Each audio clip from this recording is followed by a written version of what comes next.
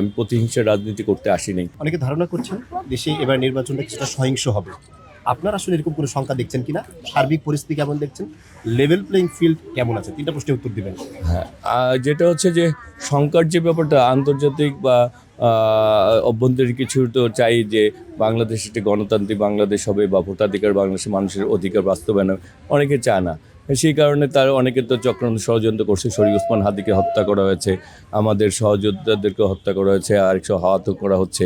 হ্যাঁ, কিন্তু আমরা ঢাকা নয় যে বসবাস করে। আমি আসলে এই ব্যাপারটা চাচ্ছি যে আমরা যারা প্রার্থী রয়েছি আমাদের কথাবার্তা আচার আচরণ কর্মকাণ্ডে যাতে ভোটাররা মধ্যে স্বস্তি থাকে, ভোটাররা যাতে মনে করে যে হ্যাঁ, আমরা যারা এই প্রার্থী হয়েছে আমরা সবাই সেবা দিতে এসেছি, আমরা সবাই দায়িত্ব পালন করতে এসেছি, আমরা কোনো অসুস্থ রাজনীতি অংশ না। আমরা আসলে আমাদের মানসিকতা হচ্ছে যে এলাকার মানুষের পাশে দাঁড়ানো, এই এলাকার জন্য কিছু করা।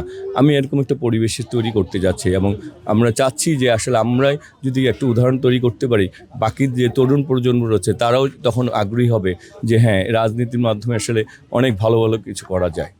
আর লেভেল প্লেইং ফিল্ডের ব্যাপারে যে বলবো, আসলে আমরা তো অনেক রক্তের বিনিময়ে যেমন হাজার হাজার সহযোদ্ধার আত্মহত্যা দিয়েছে, গুম হয়েছে, আবার জুলাই আগস্ট গণঅভ্যুত্থান, ছাত্র জনতা, এত রক্তের বিনিময়ে আমরা যে একটি ভোটাধিকারে পাচ্ছি। বিগত 3 মাস ভোট কী জিনিস ভুলেই গিয়েছিল। তো এবং আজকের এই সরকারের উচিত যাতে ভোটাররা নির্বিঘ্নে ভোট দিতে পারে এবং ভোটাররা যাতে তাদের যে ভোট দিবে সেটি যাতে সঠিকভাবে বাস্তবায়ন হয় এবং ভোটটি যাতে মানুষের কাছে গ্রহণযোগ্য হয় এবং এটি যাতে আগামী দিনে সারা বাংলাদেশ ইতিহাসে একটি ঐতিহাসিক ভোট হয়, যেটি আমাদের আগামী দেশকে একটি গণতান্ত্রিক বাংলাদেশ, ভোটাধিকার বাংলাদেশ বাস্তবায়নে সহযোগিতা করে এবং আমাদেরকে এগিয়ে নিয়ে যায়। আপনার আসলে সহিংসতার কোনো সম্ভাবনা দেখছেন? এখন ব্যাপার হচ্ছে যারা আমি যে ব্যক্তিগতভাবে বলতে পারি আমি এই রাজনীতির করি না। এই রাজনীতির মানে এই যে প্রেক্ষাপট পরিবর্তন হওয়ার পরে আমরা এখানে আমি সবসময় বলেই যাচ্ছি যে আমি প্রতিহিংসার রাজনীতি করতে আসিনি।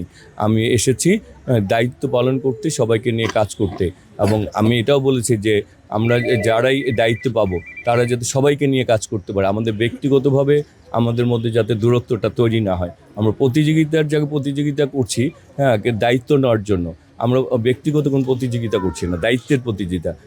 সেই ক্ষেত্রে আমি আমার ব্যক্তিগতভাবে আমি এরকম কিছু দেখছি না এবং আমরা মনে হয় যে আমরা ইনশাল্লাহ একটা উদাহরণ তৈরি করতে পারবো ভালো কিছু। সবচেয়ে সুস্বাদু হালিম রাঁধুনি হালিম, হালিম হোক রাঁধুনি হালিম। আসলে কি এটা শুধু বিশেষ সুযোগে সময় কাটানো নাকি নির্বাচিত হওয়ার পরে পরবর্তীতে এই সমস্ত শিশু যারা রয়েছে তাদের জন্য কাজ করার মানসিকতা আছে? আসলে আপনারা তো জানেন ঢাকা নয় আমরা যারা বসবাস করি আমাদের অনেক দিক দিয়েই আমরা নাগরিক সুবিধা থেকে বঞ্চিত। তাই বিশেষ শিশুদেরকে নিয়ে আসলে সব জায়গাতে ঘুরলাম, সব জায়গায় গিয়েছি প্রতিটি। আর আমি যেহেতু এই এলাকারই ছেলে, প্রায় 54 বছর যাবত এই এলাকায় জন্মের পর থেকে বেড়ে উঠেছি, 38 বছর রাজনীতি সম্পৃক্ত। এই এলাকার অলিগুলি আগের থেকেই আমার পরিচিত।